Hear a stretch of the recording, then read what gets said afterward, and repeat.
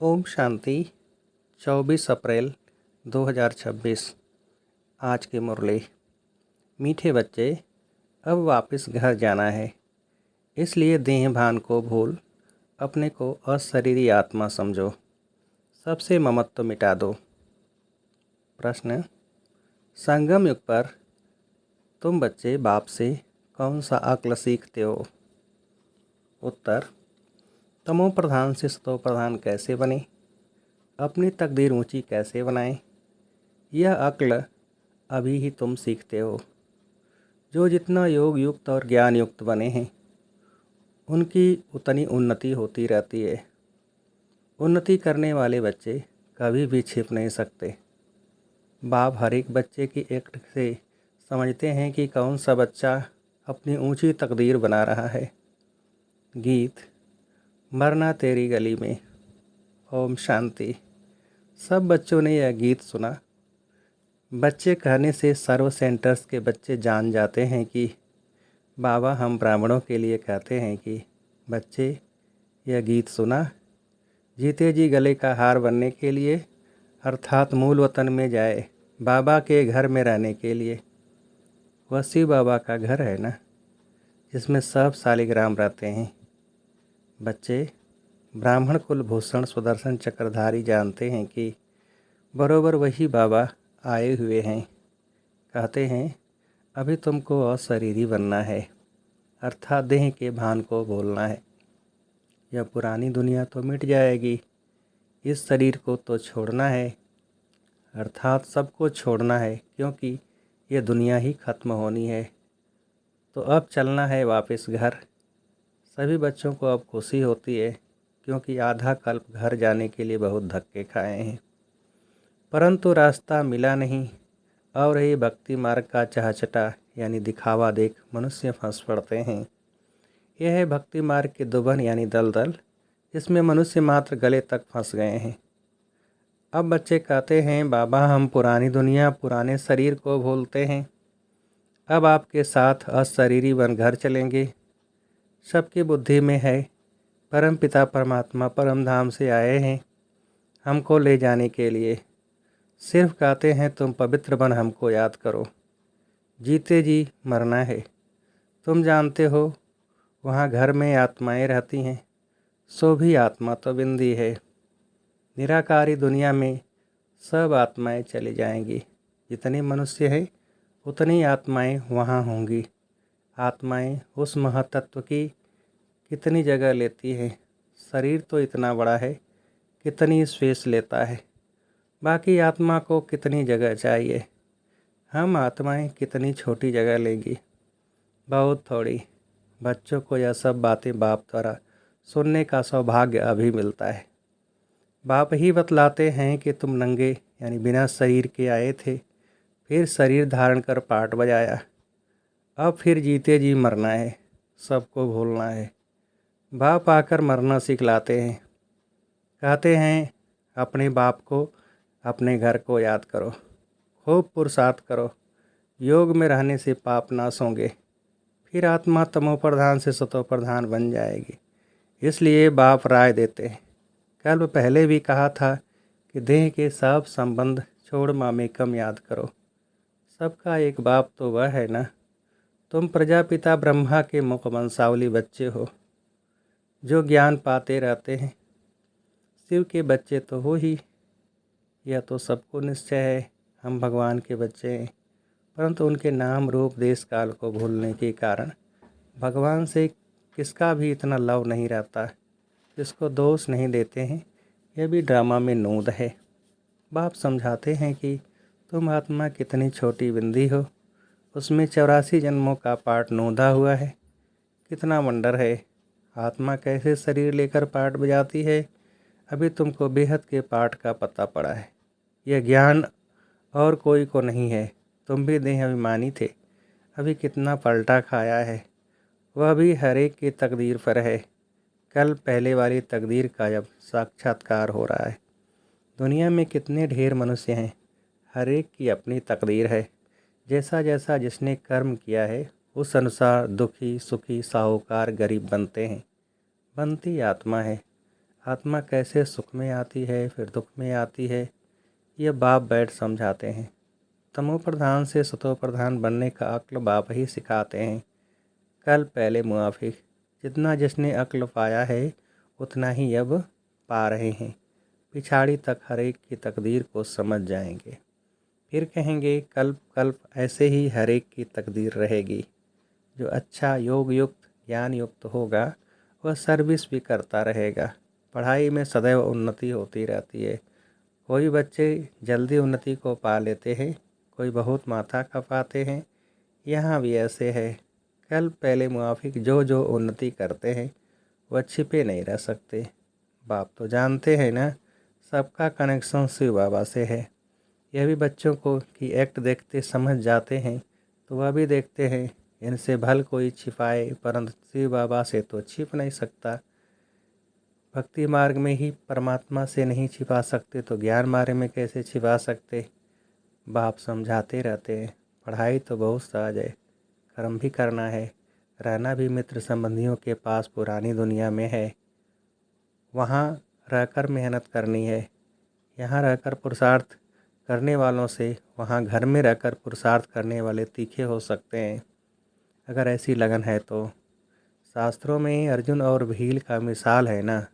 भल भील बाहर का रहने वाला था, लेकिन अभ्यास से वह अर्जुन से भी तीर चलाने में होशियार हो गया। तो गृहस्थ व्यवहार में कमल फूल समान रहना है, यह भी तुम मिसाल देखेंगे। गृहस्थ व्यवहार में बहुत अच्छी सर्विस कर सकते हैं, वह जास्ती वृद्धि को पाते रहेंगे। यहाँ रहने वालों को भी माया छोड़ती नहीं है। ऐसे नहीं कि बाबा के पास आने से छूट जाते हैं, नहीं, हर एक का अपना अपना पुरुषार्थ है। गृहस्थ व्यवहार में रहने वाले यहाँ रहने वालों से अच्छा पुरुषार्थ कर सकते हैं, बहुत अच्छी बहादुरी दिखा सकते हैं। उनको ही महावीर कहा जाता है, जो गृहस्थ व्यवहार में रहकर कमल फूल समान बनकर दिखाए। कहेंगे कि बाबा आपने तो छोड़ा है। बाबा कहते हमने कहाँ छोड़ा है, मुझे ही छोड़ कर गए हैं। बाबा तो किसको भी छोड़ नहीं आए, घर में और ही बच्चे आ गए। बाकी कन्याओं के लिए तो बाबा कहते हैं कि तुम ये ईश्वरी सर्विस करो। ये भी बाबा है, वह भी बाबा है। कुमार भी बहुत आए लेकिन चल न सके। कन्याएं फिर भी अच्छी हैं। कन्या 100 ब्राह्मणों से उत्तम गिनी जाती है। तो कन्या वह जो 21 कुल का उद्धार करे, ज्ञान के बाण मारे। बाकी जो गृहस्थ में रहते वह भी बीके ठहरे। आगे चल उन्हों का भी बंधन खलास हो जाएगा। सर्विस तो करनी है ना। कई सर्विस करने वाले बच्चे बाप दादा के दिल पर चढ़े हुए हैं, जो हजारों का कल्याण कर रहे हैं। तो ऐसे सर्विसेबल बच्चों पर आशीर्वाद भी आती रहेगी। वे दिल पर चढ़े रहेंगे। जो दिल पर है वही तख्त पर बैठेंगे।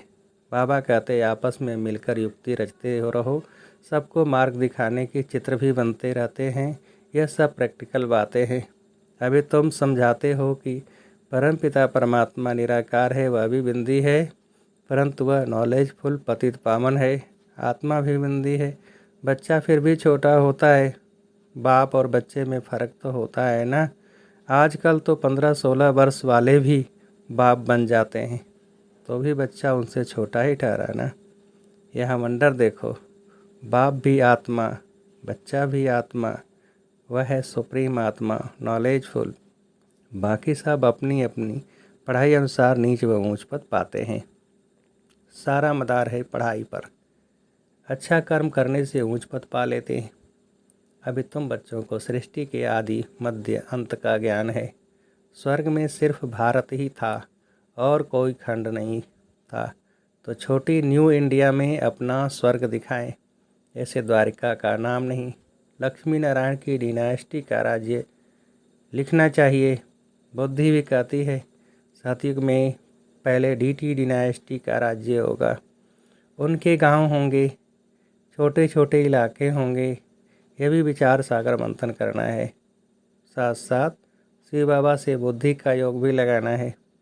हम याद से ही बादशाही लेते हैं, याद से ही कट उतरनी है। इसमें ही सारी मेहनत है। कईयों की बुद्धि बाहर में धक्का खाती रहती है। यहाँ बैठे भी सारा समय याद में नहीं रह सकते, बुद्धि और तरफ चली जाएगी। भक्ति मार्ग में भी ऐसे होता है।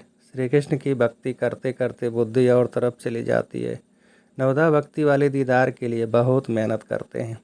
कितने घंटे बैठ जाते हैं कि श्री कृष्ण के सिवाय और कोई याद न आए। बहुत मेहनत है इसमें। 8 की और फिर 108 की माला होती है। वह तो लाखों की माला भी दिखाते हैं, लेकिन ज्ञान मार्ग की माला बहुत कीमती है।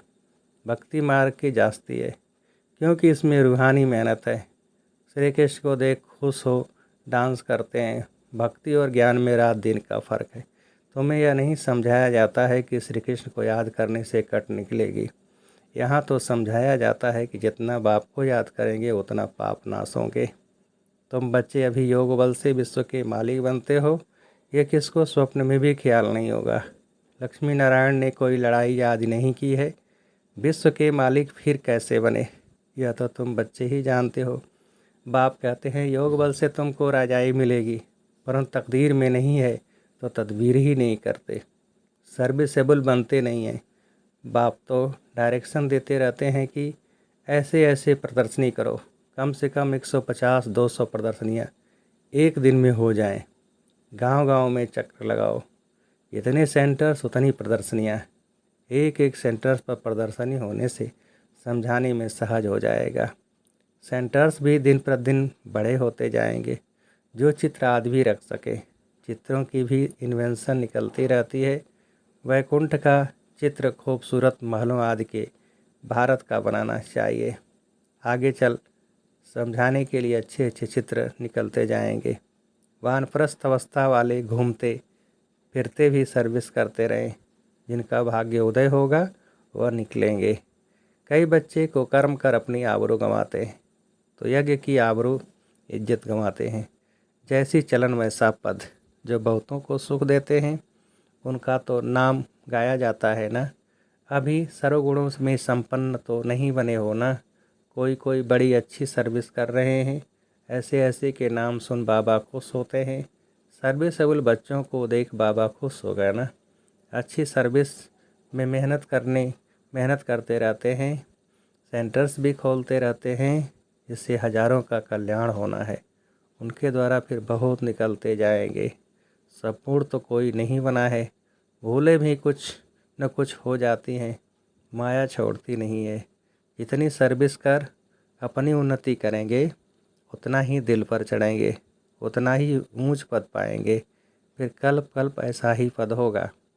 शिव बाबा से तो कोई छिपा नहीं सकता।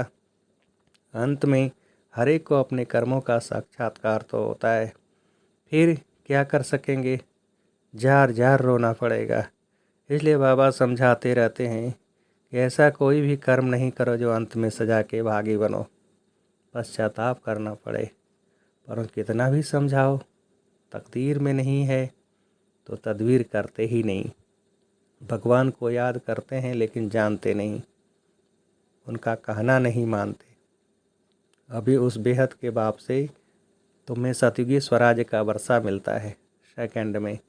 शिव बाबा का नाम तो सभी पसंद करते हैं ना। बच्चे जानते हैं कि उस बेहद के बाप से स्वर्ग का वर्षा मिल रहा है। अच्छा, मीठे मीठे सिकेल्दे बच्चों प्रति माता पिता बाप दादा का याद प्यार और गुड मॉर्निंग। रूहानी बाप के रूहानी बच्चों को नमस्ते। हम रूहानी बच्चों की रूहानी बाप को नमस्ते।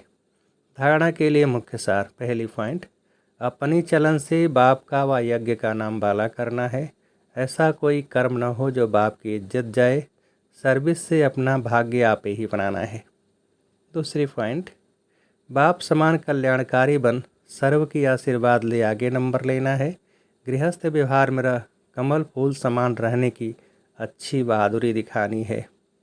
वरदान, सतोप्रधान स्थिति में स्थित रह सदा सुख शांति की अनुभूति करने वाले डबल अहिंसक भव।